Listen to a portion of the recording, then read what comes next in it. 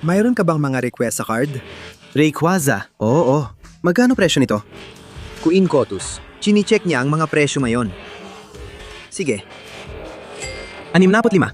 65 dyan, oh. Sige. 65? 0 o 100? Sa tingin ko, mga 130 ako. 0, 130. Lalaro nyo na ba yung human roulette?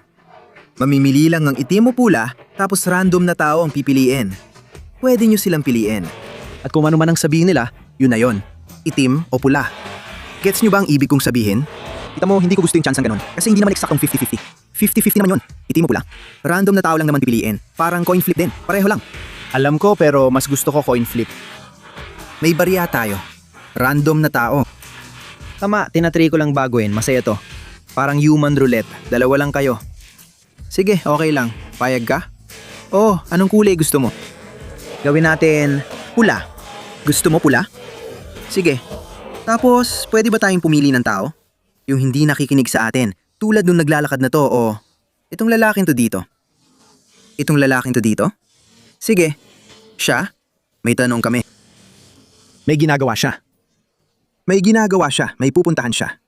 Pinapanood na nila tayo. Nakikinig na sila. Itong lalaking to dito. Hindi ko alam kung ano yung pinag-uusapan ninyo. Narinig ko yung human roulette. Itong lalaking to dito. Halika dito. Halika dito. Naglalaro kami ng laro. Gusto kong pumili ka ng kulay. Pumili ka ng kulay. Itim o pula? Pula o itim? Kukunin ko yan. Kukunin ko yan. Salamat sa inyong mga tol. Salamat GG's. Na-appreciate ko to. Salamat.